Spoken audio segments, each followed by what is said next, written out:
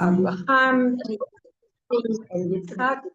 Yitzhak Avinu, and he dug the wells, and we saw that those wells actually were a template of the Beit Mikdash. And then after that, we went to Shimshon. But there is an earlier, they are recorded earlier. There is, and that is in the time of Yetziat Mitzrayim.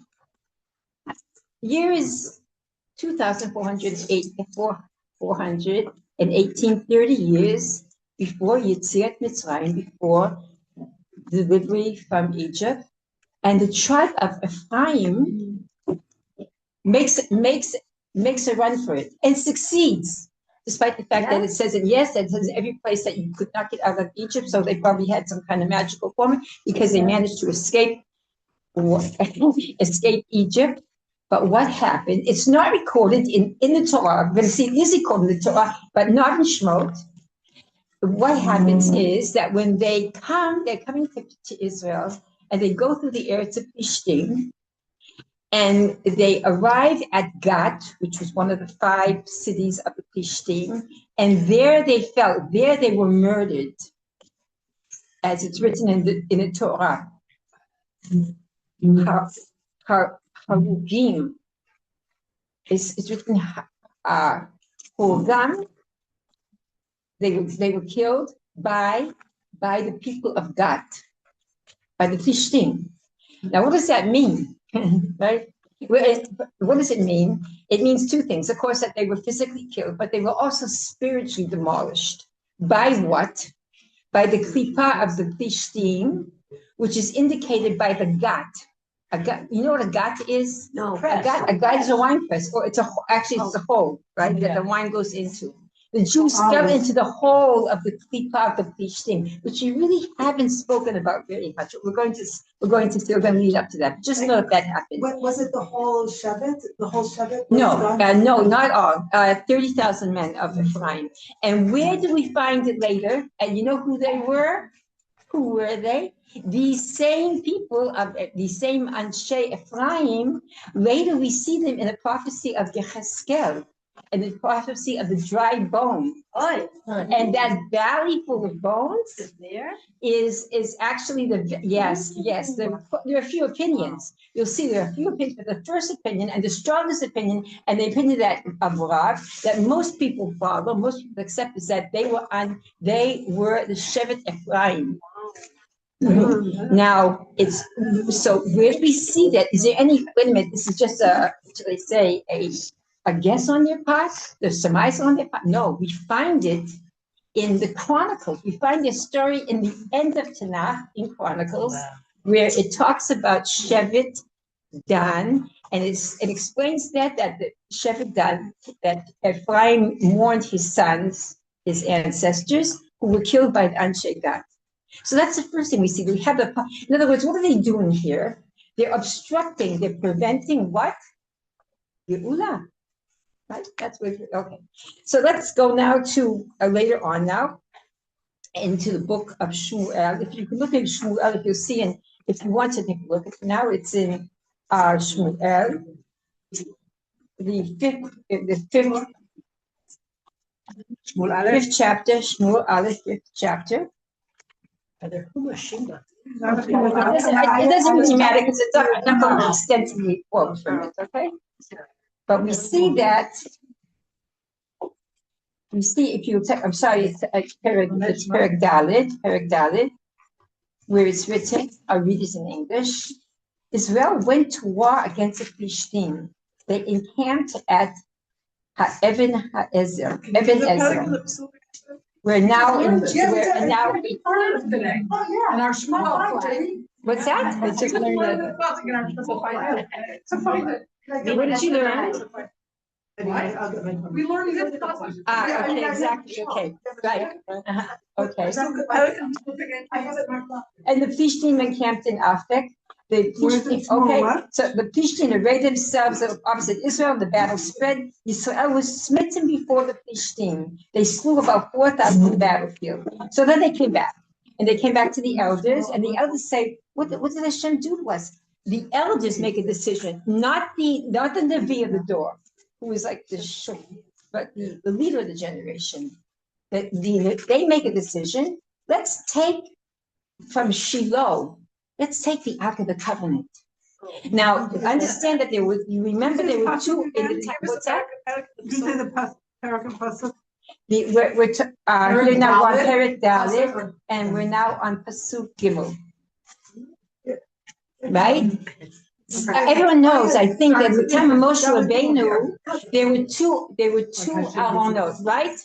Two Aronot. One Aron, one Ark, which contained the broken pieces of the first of the first Luchot. Right, that was Aron and Milchama.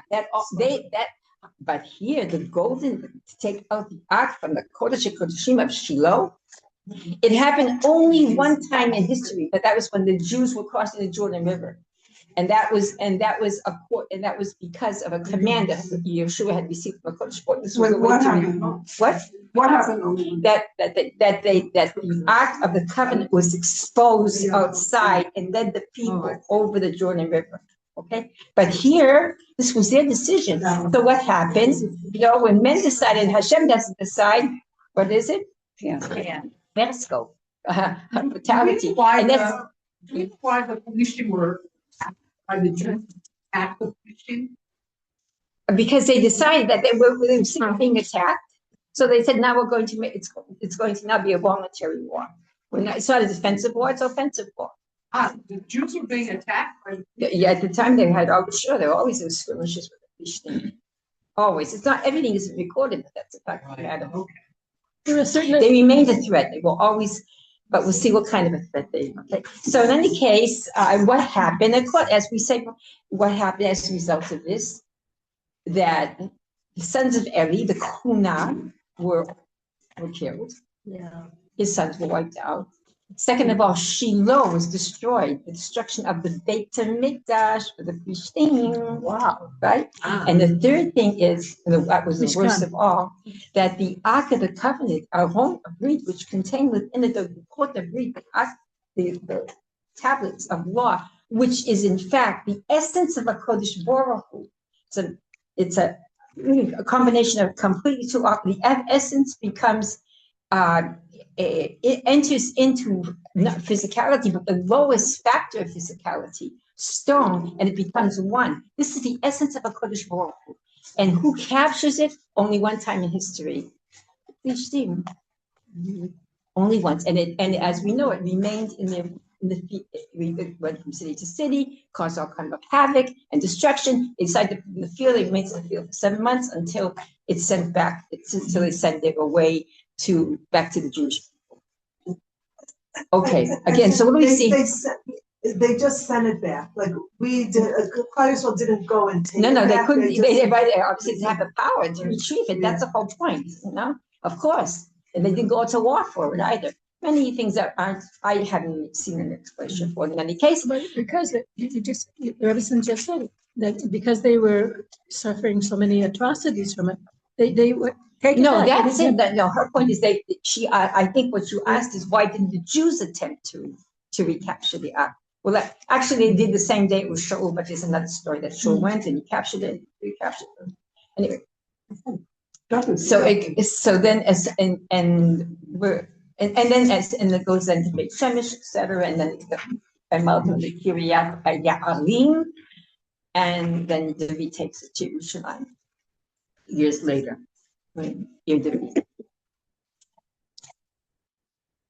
What happens here? Okay, so again, it's a Beit Mikdash, it's a Kuna, and it's a very the very essence of Kodesh Baruch. Okay, now let's go to Shmuel. We call the Beit Mikdash or Mishkan. We call it the Beit Mikdash.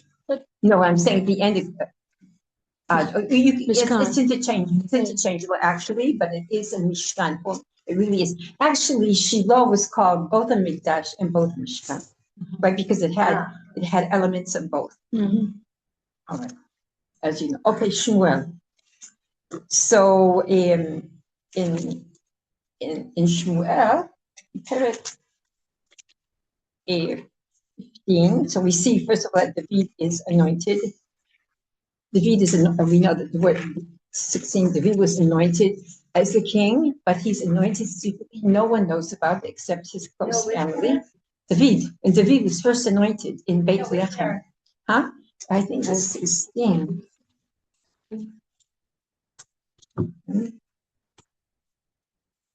Yeah. And so what happens is that you have Shaul, who is the titular king, still does not want to relinquish the Malchut, right? Doesn't want to put down the scepter. He's told that Shmuel tells him that is taken from the kingship, but he cannot bear it. He demands, right? He demands respect and honor as if he's the king, and he continues to function as the king. He's functioning, but in essence, who's the king now? David HaMelech. So that we see in the next chapter when David is the king. Nobody knows except his family. He's sent by his father to go to bring some commodities to his brothers who are in battle. And when he gets there, who does he see? There's a battle going on, right? Between the Plishtim, it hasn't gone on yet, but there are two forces here, there are two camps, the Plishtim and the camp of Israel. Now, a man comes out of the Plishtim camp whose name is Goliath, the Plishtim, right? The famous Goliath. You see on the side, you see the king Shaul, Tzaddik Gamor. You see his son, Yonatan. Tzaddik Gamor, you see Avner, the great Avner, the fabled Avner, and the people of those times, which are all on the level really of tzaddikim, and they're in the shadow, shaking with fear every time Goliath comes up for 40 days, right? David, right? Everybody knows David doesn't willfully go out to battle with him. He's sent by a kadosh Baruch Hu. And how does he kill Goliath, who is a personification of evil, absolute evil, right? How does he do it? Not with the state of state-of-the-art weaponry, right?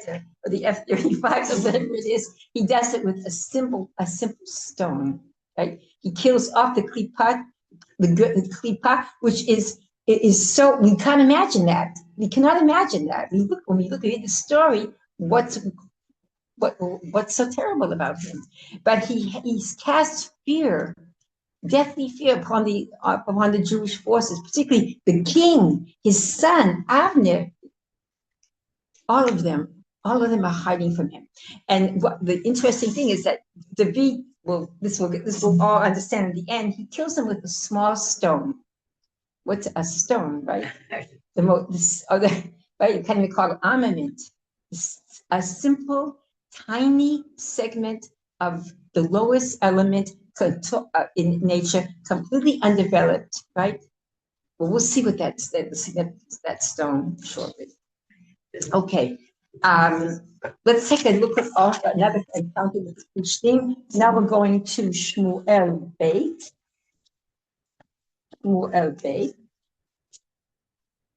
Perikei.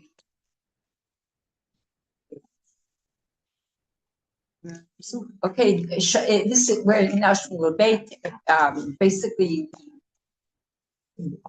page, okay, 735. Okay. Pasuk is the first pasuk. David has been, this is after after the demise of Shaul was killed in battle. And David begins to reign where does he reign the first 7 years? Where is he? Hebron, right, which is deep reason for that, obviously, right? Because he's linking up with Abraham, Yitzchak, and Yaakov, right? The four of them constitute what? The what? Merkava, exactly. So they're the first three of the spirit. He's the seventh. So it's so now there's a complete array of revealed godliness in the Malchut of David. And after 7 years there, suddenly, when he was accepted only by his own tribe, because then Hebron was the capital of Yehuda. Yerushalayim still hasn't been conquered. It's written that all the tribes came to David and Hebron and spoke, saying, "Behold, we are your bone and your flesh."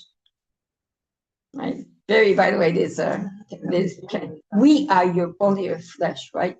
You're the king, but what they're saying actually, by the way, is that we understand that we're a part of you. You're the Nasi of the door. You are the leader of the generation, and we're just offshoots of your soul. Here we are offshoots of your soul, but we have bones and flesh. It's not just a spiritual actuality; it's a physical actuality. Okay, but that's not the point I want to make. So now the king and his men will go to Yerushalayim, and there we have. And what do they find when they go to Yerushalayim? They want to conquer Ir HaYevusi. What do they find there? What's preventing them from conquering Ir HaYevusi? Plishtim. How? Yeah, because of the pact between Abraham and Avinu. Exactly. So they see what they call, right? Which I don't understand until this day why the pact was for 3 generations, that they promised each other, which the Plishtim didn't keep. They made a pact not to harm each other. Mm-hmm. They made a vow, if that's correct. The Rebbe will correct me. And it's for 3 generations that they promised not to harm, not to go fight against the Plishtim. But that was only. There was still the 3rd generation. No, but you're right. But has Abimelech understands it, right? So he what should I say? He give him a finger, he takes a hand. Give him a hand, he takes an arm. So as far as he's concerned, the pact still is, as Abimelech sees it, it's still in force. In fact, we do see it still in force in Yerushalayim. It's not that David could not conquer them. It's just there is something in that oath that still has power. Even though Haim Hefirotze from the beginning. Right. What he's really talking about, he talks about specific generations. But really what he's talking about is we're making a lifetime pact. But how come they and even from the second they did it, they didn't keep right. It. And because they're Plishtim, what do you want? So, but how can we have to? That's because we're Jews, we can't understand that, can we? We have a word, but we can't understand them, so we always but it was try a legal, to it was a legal thing here, it wasn't it? Right, exactly. Right. Okay. 1 second. So take a look now at Pasuk, the 8th Pasuk.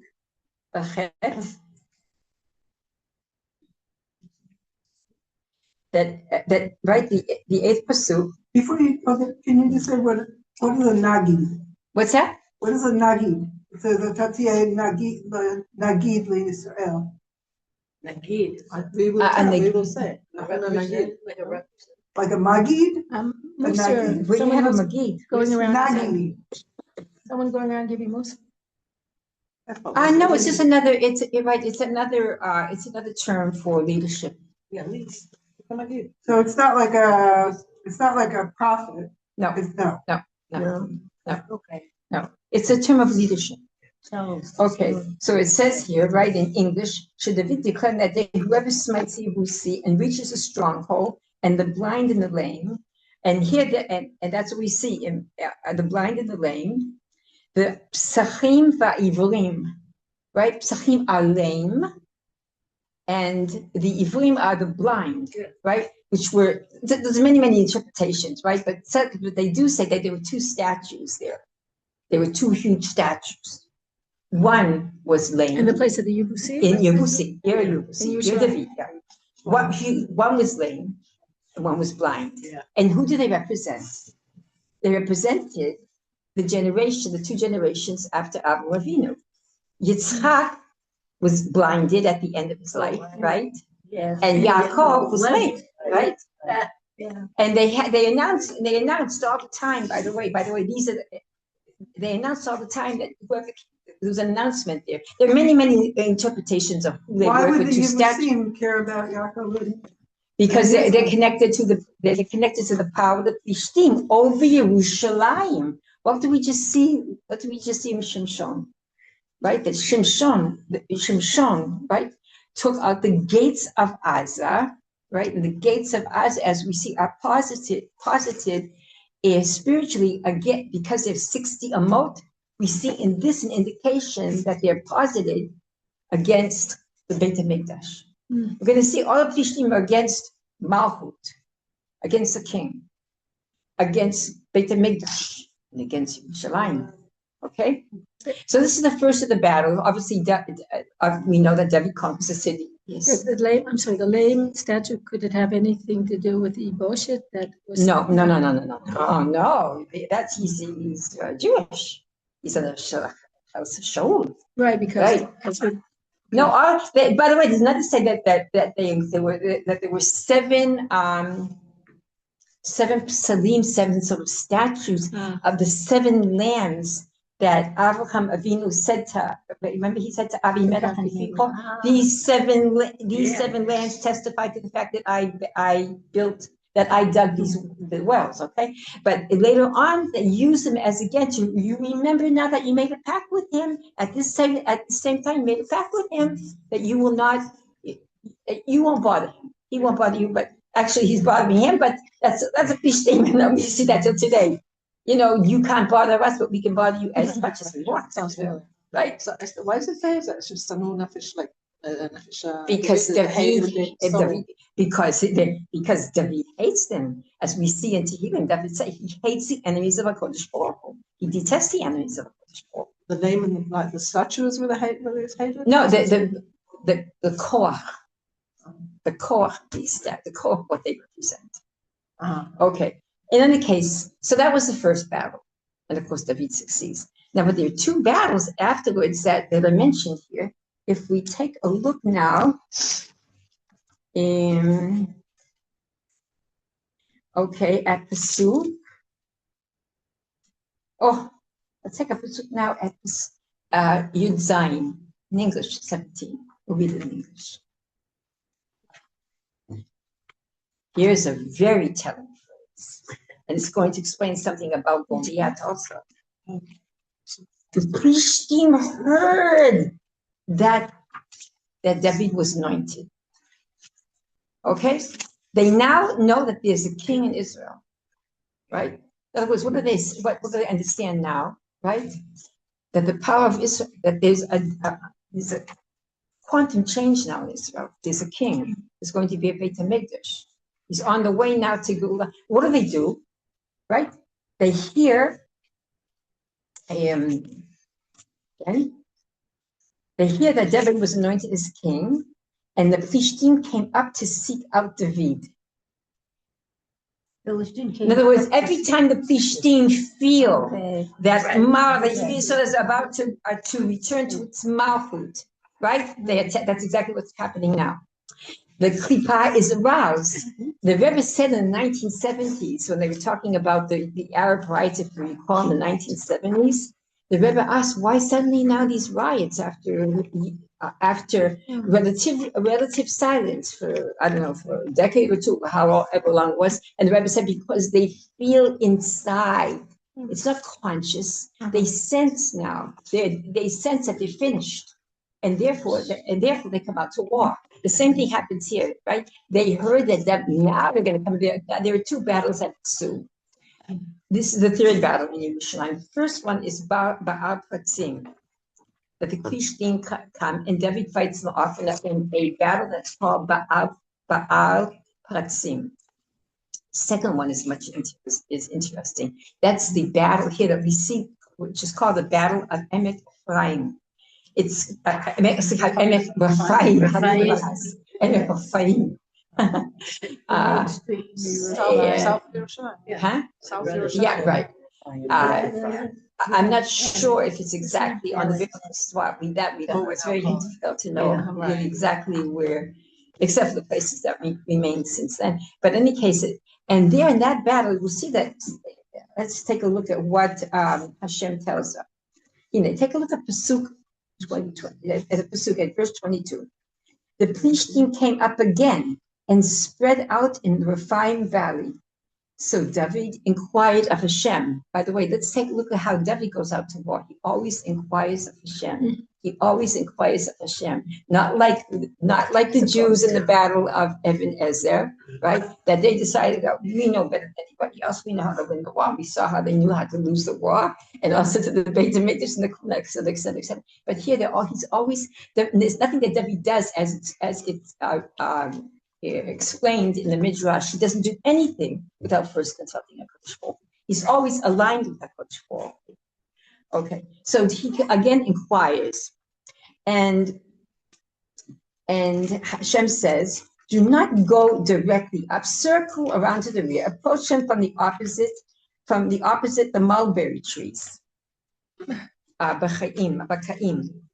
Okay, now it shall be when you hear a sound like marching at the tops of the mulberry trees, you shall shout for the Hashem will have gone out before you to strike at the Plishtim camp.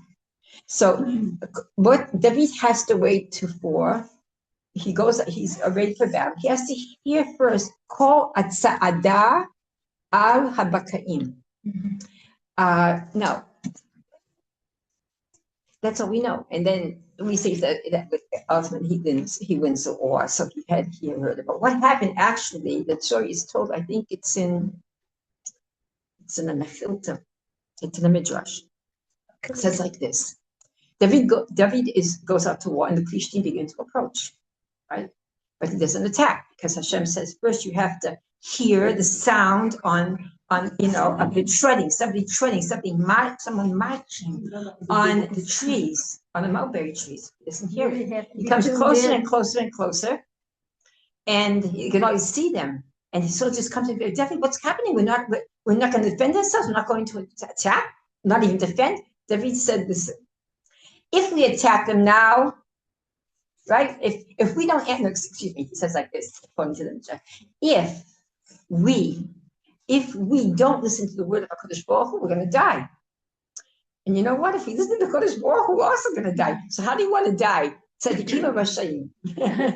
So at that moment, what do? So they all lift their eyes up to heaven and they pray to HaKadosh Baruch Hu. When David lifts his eyes up, he sees the trees moving. Now, what is that sound? He hears, doesn't see. But what was that sound he had to hear? Does anybody know? Someone knows the Midrash? The sound of the angels treading, marching on the trees that are coming to aid Am Yisrael. Do you think that we win battles because of our technology, because of our Modi'in, because of our generals, because of our Taksisei Milchama? No way. Even as late as the Yom Kippur War, there are many eduyot, there are many testimonies that soldiers saw visions of people leading tanks to war. Even then, really, something celestial. Glowing with light. Obviously, it wasn't a man. It was something white that had a peak, whatever it was. So you understand? So that's what they had to wait for. But you see what happens when the Jews pray to HaKadosh Baruch Hu, they win the war. It's not a question of armament. Also, David, when he goes to war with Goliath, he dabbles to HaKadosh Baruch Hu, obviously, right? It's not a matter of armament. It's not a matter of what's in your hands. It's a matter of what's in your heart. That's the, okay. Are you still making a connection between Gaza and the wells? Right, exactly. I'm showing you the power of the Plishtim. So again, when they want to now, David wants to establish Malchut in the city of Malchut. Who comes? Plishtim. And the power of them is incredible, as we see, right? As we saw in the case of where? The Yebusim were the Plishtim? No. Some say there's some kind of a connection there, but the Plishtim were holding the city. Plishtim were not allowed to. We're not going to give up on Yerushalayim. Okay, all right. So we're going to go. Do you have the Sikha? Do you have the in English? You have it. That's it.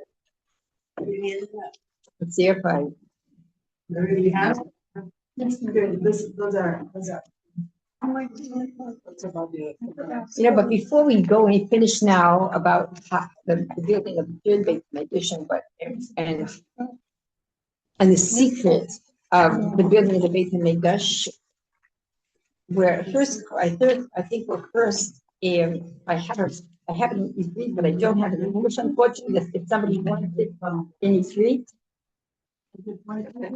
I want to show you something very interesting. Okay, about anyone needs Hebrew here? Hebrew?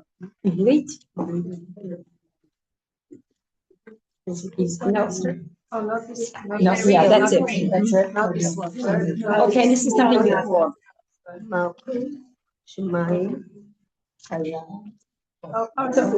Where? That's it, but this is something new. This is before we do that. Let's end with this. Yeah, this is not it. This is not it. Okay, so we just recap what we talked about till now about Asa. How Asa, that tract of 36 square kilometers, right? Yeah, commands not just the attention, but the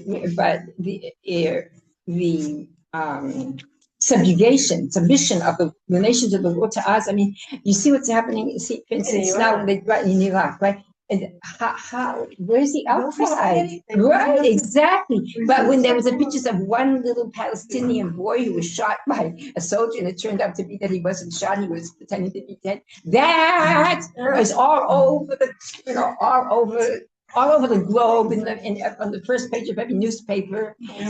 What's in it, right? So we begin to see now that the power that is somehow ingrained in the, as I say, the spiritual genetics of the Plishtim, that they can prevent Geulah, B'nai Ephraim, right? That they can capture the Aron HaKodesh, right? Mm-hmm. That when they hear about the establishment of Malchut, also a time of Goliath, because that crucial battle, the Plishtim, that Shaul waged when Goliath begins to champion the cause of the Plishtim, that was when Nahon David was not publicly announced as the king, but he was in fact the king. So they feel there's a Malchut strong, even that's stronger than the Shaul, that's coming into being here. Also they attacked.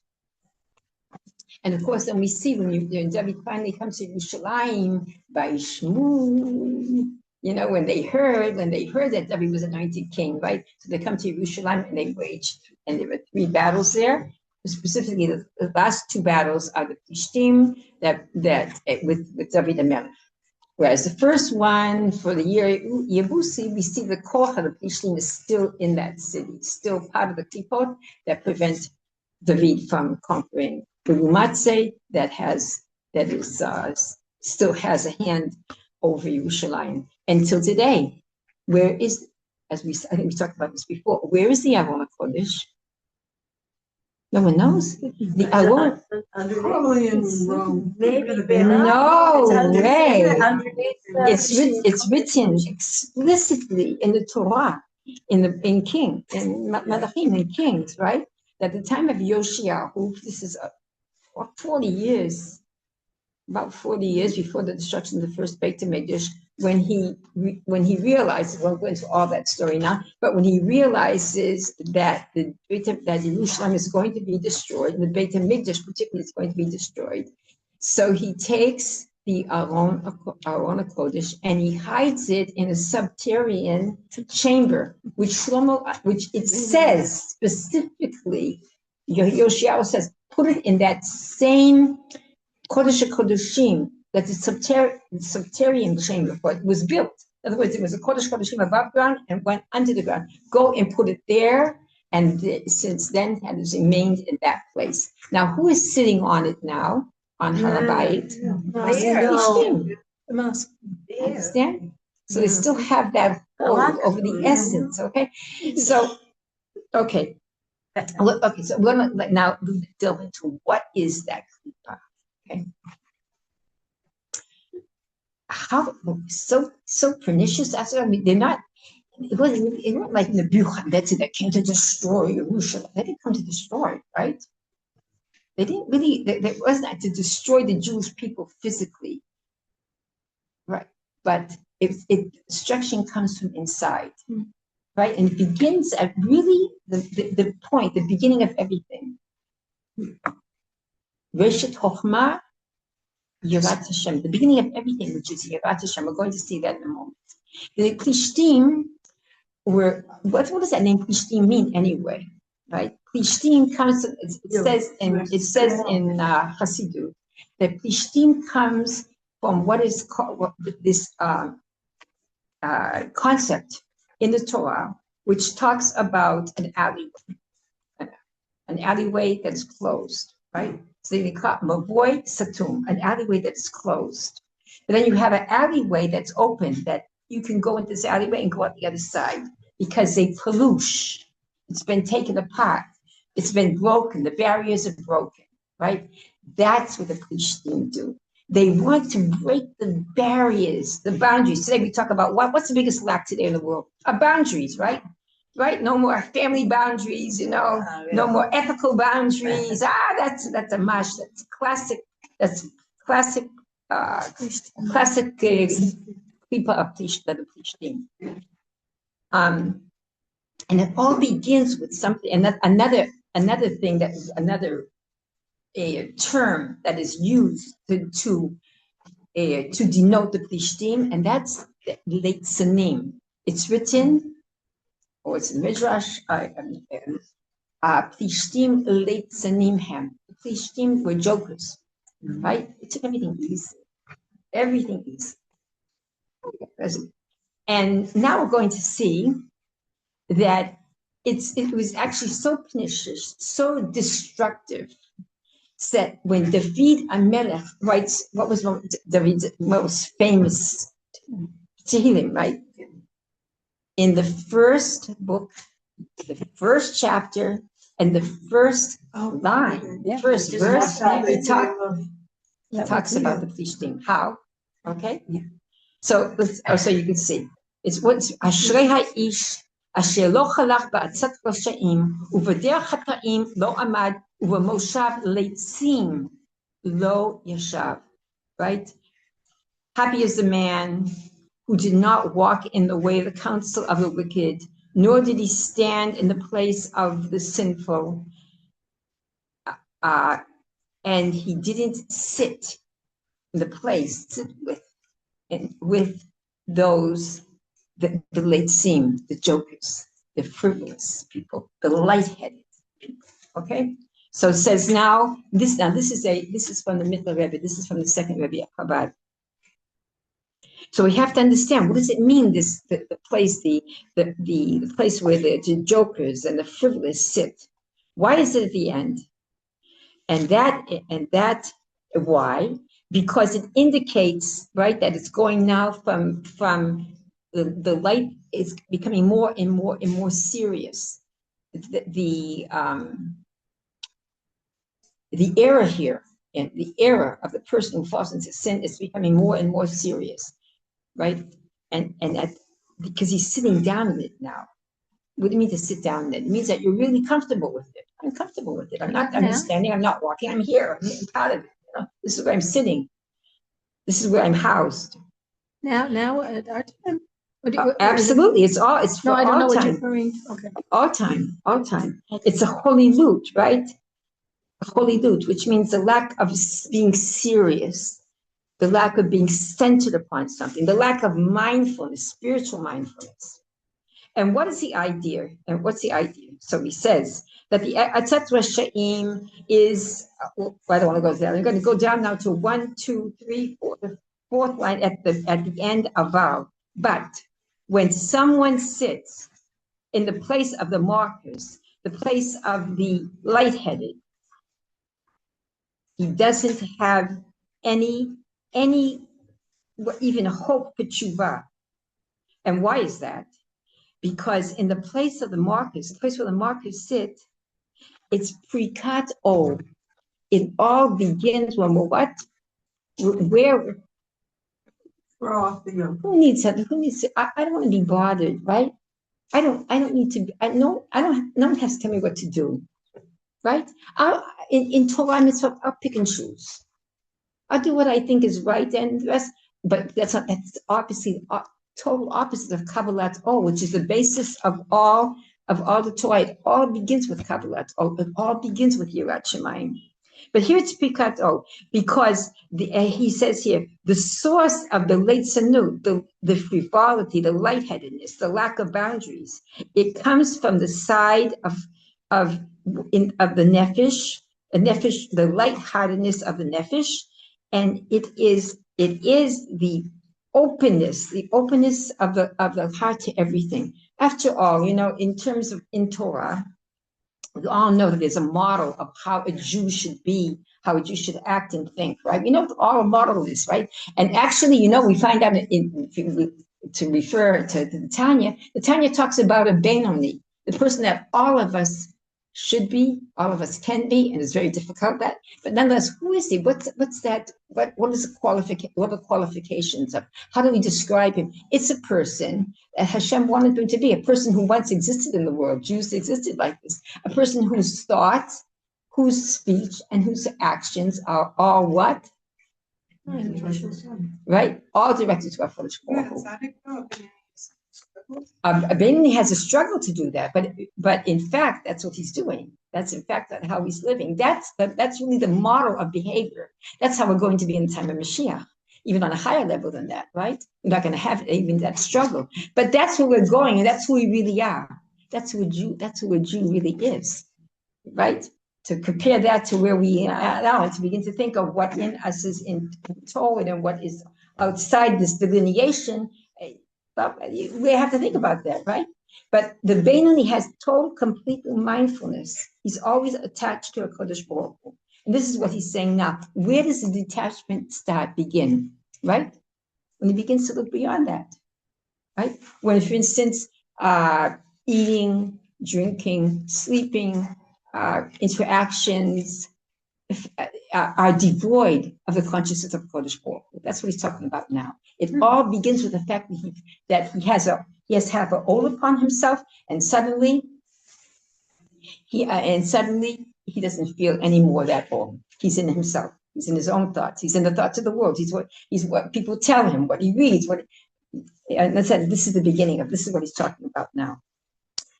So this is, as he said, this is the strength of when the heart is too open, without anything that's checking it, without anything that's suppressing it, and then his spirit then goes out and his spirit goes out into the world. He becomes attracted to, gravitates to all kinds of things, and this is the kind of openness, really, that in the end leads to frivolity and leads to a detachment from a Kodesh Baruch Hu. You can't be, if you want to really be a servant of Kodesh Baruch Hu, it demands absolute mindfulness, but the true mindfulness, not the mindfulness that psychologist talks about, which is the idea, that's the basis. But what kind of mindfulness? Mindfulness of a Kodesh Baruch Hu is what he's talking about here. What are you reading from? I'm reading from here. This one. I'm reading from here. What shall I say? I'm really paraphrasing from here, rather. And here, this is how we recognize it. Because one doesn't, whenever one doesn't have the sensation of Yirat Hashem at all, which is a complete difference. When we lose that sense of Yirat Hashem, it all begins with Yirat Hashem. Interesting, that's enough. So what are they opposed to, right? Kabbalat O, Yirat Hashem. Now, this is the beginning of Yirat Hashem. What's the ultimate expression of Yirat Hashem? Anyone know? Yerushalayim. Yirah Shlema. Right? That's what Bonei Yerushalayim, HaKadosh Baruch Hu is going to bring us to that point where he not only establishes the city of Yerushalayim, but the Yerushalayim inside of us, the Yirah Shlema. Now, it's written that it's written that the reconstruction of Yerushalayim and Chassidut is dependent upon that factor in every single Jew. In other words, that fact which is Yirat Hashem, which means what? The suppression of the klipa of Plishtim, which isn't just a klipa of the Plishtim out there, the Palestinians, right? That's a koach, by the way, that they have behind them. We saw what the koach is throughout history, right? To negate, to obstruct, to deny Geulah, Malchut, Beit HaMikdash, okay? But also inside of us. That's the point. I can tell you that there's a wonderful remedy for that. It's a segula, and that is, it's written in the Sefer Tanya, Perek Mem Aleph, which begins that one always has to recall the beginning of the service of God, the crux of the service of God, the source of it. And what is it? Yirat Hashem. The more that we become conscious of the kadosh, not just love Hashem, not just think about Hashem, not just talk about Hashem, not just learn about Hashem and do mitzvah with, but when we feel Him above us, right? We feel Him above us. It then demands from us to act that way. That's Kabbalat's all, and that's that destroys the klipa the Plishtim. Klipa the Plishtim also, it says, demonstrates itself in today now materialism, worldliness, right? That we live mostly on the externality of our existence and on the internality of existence. The internality of existence is what we said before, that the Jew was created for one thing, right? To produce in this world a dirah b'tachtonim. And how does he do it? By drawing godliness. And how does he draw godliness? By Yirat Hashem, because Yirat Hashem is the beginning of all the service of the Kodesh Baruch Hu. Okay, we don't have to, but we can begin now. We begin now to talk about the building of the Beit Mikdash. We're going to see how it's reflected what we said now in the last part of this sikha, which talks about the building of the third Beit Mikdash. Right after all, Yitzchak Avinu dug 3 walls. Yeah, listen, and we can read it to Yitzchak Avinu. Obviously, who builds the Beit? Who dug those 3 wells? Sure, it says that Abraham had dug them previously, but who digs the wells? That from this we learn that they are the template, not of the Beit Mikdash. It's Yitzchak. Who is Yitzchak? What spiritual midah does he manifest? What trait? What sphere? Gevurah, right? Gevurah. But that's Gevurah that he demonstrates. That outside he behaves with Gevurah. But what does Gevurah come from? Yirah, exactly. Understand? The same thing. It's all the same thing. Okay. Let's take a look. We're gonna. You have a question? Okay. All right. Let's take a look. We're on now the 7th section. The Rebbe is going to begin now. We don't have a lot of time left, but we're going to begin. Do you have a copy? We have.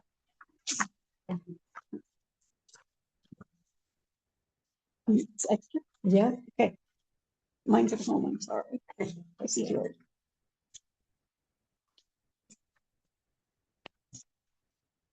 So the Rebbe asked when they have here this year, I have a serious question.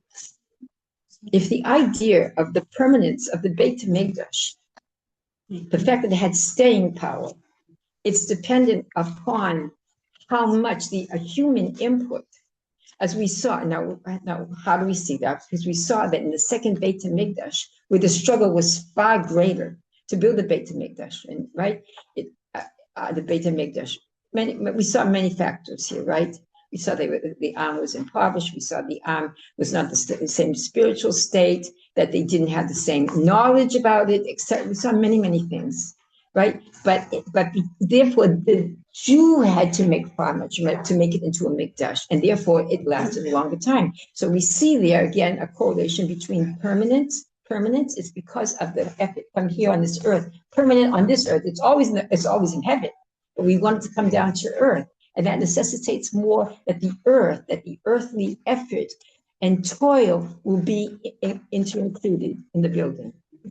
So if so, right, if that's the idea, asuli mikdash, right? The whole idea of the Beit Knesset begins with the building from below, which is becomes through the labor and the implementation of man, as it's written in the Rambam, that the Rambam.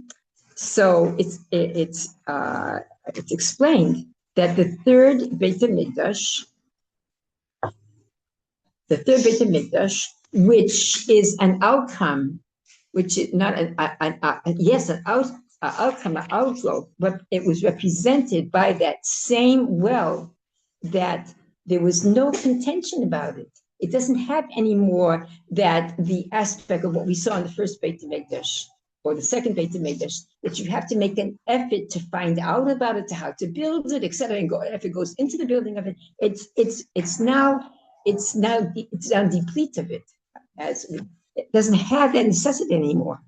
So if we say permanence is dependent upon toil, and here there's no toil, because we, as indicated by by digging a well, there was no contention. So how is it going to be permanent, right? If we're okay, this is the question he's asking now.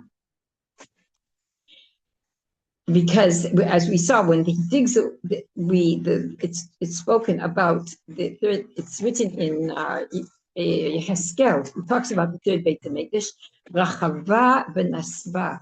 That the Beit Hamikdash, in the sense, it's going to be it's expression of infinity, and therefore it has a spread, as it were, an infinite spread, an infinite. Will always, not just it spreads infinitely across the world, as it were, its effect, but it's also in terms of always going upward and upward and upward and upward and upward. Always going to be to infinity.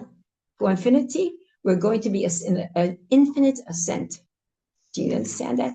It's not when Mashiach comes and there, there's a certain amount of godliness revealed in the world, and that we stop.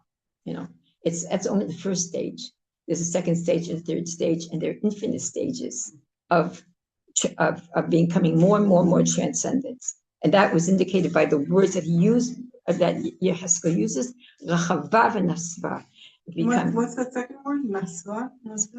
Nasva. It means sort of like uplifted. You spell it? It's here, Nun Samech Veit Hey.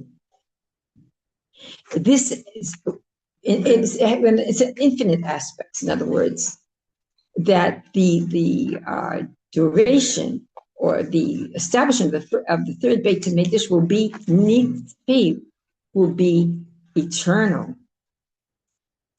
which is really the mean, and being eternal and permanence is the real. This is the ultimate meaning of the word kviut, of to establish something. We saw that second Beit Hamikdash was more established than the first Beit Hamikdash. But what is real establishment? To really establish it, it's forever. That's the ultimate establishment. So we see that we see here that this permanence is in the third Beit Hamikdash, and it is because of what is written in the Zohar. Why is it permanent? Where does the permanence come from? Because, right, but it's because it is the edifice of a Kodesh Baruch Hu. And he's eternal. First of all, we talked about, right, the permanence, the establishment, the duration coming because of what? Because it was more of our effort. But now, where's our effort? So, understand the kushya? This is the question. Okay. And it's written in the Bechayeh there, as it's written in the Bechayeh. And what is spoken about here, that in the third Beit Hamikdash, and which what's not present in the first and second Beit Hamikdash, we can say the reason for this is because the first ones were specifically the work of man. Mm-hmm. So the work of man caused the establishment that became more permanent, more work. On the other hand, they weren't permanent forever. They weren't eternal because it was for man. Right? Our effort made it stay on ground for a longer while, but that's not enough to cause it to permanently be present. Okay. So it's B'Sav V'Dam. As we see, who built the first Beit Hamikdash, Shlomo, and who ordered the building of the second Beit Hamikdash and aided a lot in its building was Koresh. But the third Beit Hamikdash is not going to come from the action of man. It's going to be Binyan Shemayim. It's going to be something. It's going to be a heavenly edifice, and edifice that nothing will be able to touch it. There's no more concept of the destruction of the Beit Hamikdash, and therefore it's what's called the Beit Hamikdash that a Kodesh Baruch Hu builds. Okay, now the first and second Beit Hamikdash, which were an edifice that were built by flesh and blood. Binyana de Banash, the edifice made by the sons of man, it didn't have that aspect of permanence, and specifically in the third Beit Hamikdash, which will not be an edifice that's constructed by man. Even though you want to say that Mashiach builds a Beit Hamikdash, there's parts of the Beit Hamikdash perhaps. It's a combination, but just as an aside, it's a combination of, yes, we are going to do something on this earth, but basically it's going to descend. There was, oh my God, I just left my place. It's not going to be a construct of man. So in this, because it's not man and man is impermanent, it's going to be from Kodesh Baruch Hu, and Kodesh Baruch Hu is infinite. In simple terms, the meaning is that because man has a purpose and has an end, and particularly as the B'chayeh says, the moment a child is born, he begins to die. Right? He says like this: the moment a child is born, he begins to wither. And his actions cannot never really be permanent. But the action of a Kodesh Baruch Hu, has no connection to the limitations of nature, which limitation of nature, when it's under the domain of nature, so there's change. But okay, man is in the world of change. He himself changes from the moment that he's born. Everything that he does, that he can produce in this world, changes, has a beginning and has an end.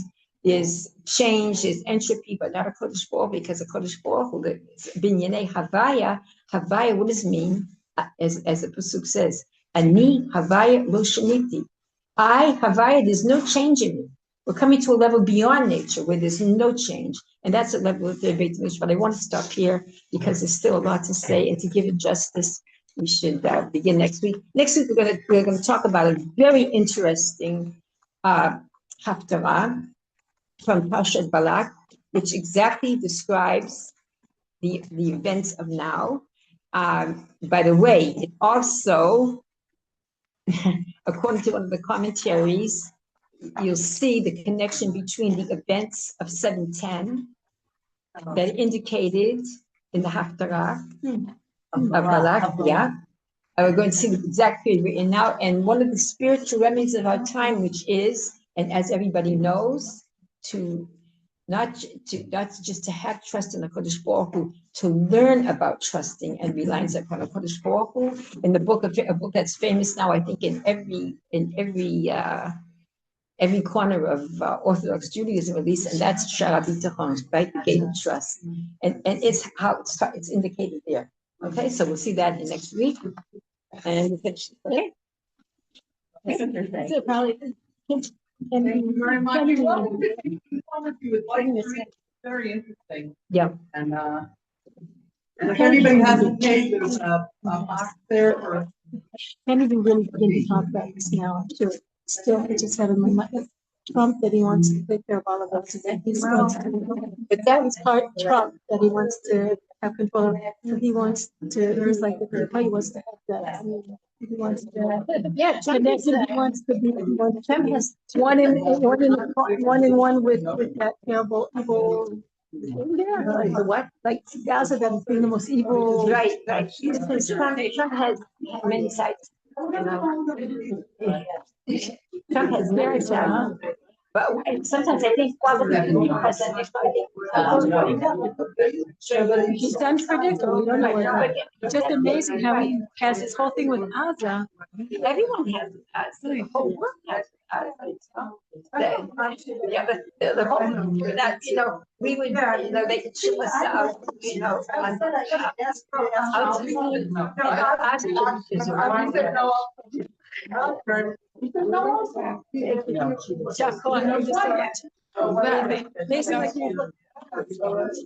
No, he was doing stuff right. I mean, they're gonna like they have a lot. So I'm trying to explain that. I really had. Huh? Blood. I had my. Saying that I'm trying to. Trying to When I get. got to me. I don't know why. I'm sure why. I did take it first.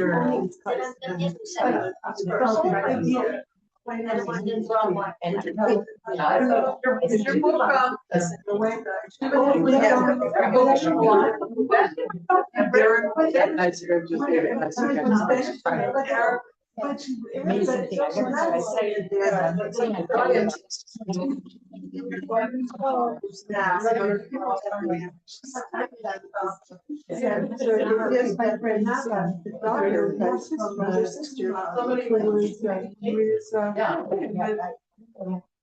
So it's dangerous to change the equation. With the spiritual inheritance. Yeah, but you're inheriting something poisonous. Get out. Your own good, get out. And also, she was engaged. It's a chance. As long as she. Amazing. It's gonna change. I can see her now. Not here.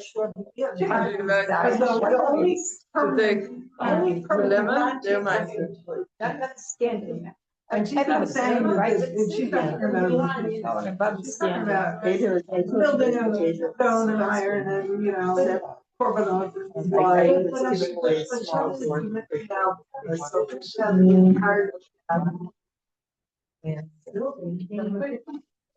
unless you're saying that all the rules of nature are being suspended, which I don't think. There's not gonna be any gravity. There's nothing gonna be plugging on the way to that stone. Yeah, but Stop. right, that's what he's gravity. But it's just gonna have little taps. The river. So I can accept it on a parents to say that, Were she says that assisted it was by the will of father, the- the grandfather. So human beings are not on the level to What is my maintain sense? the act is required to have. And And all of I.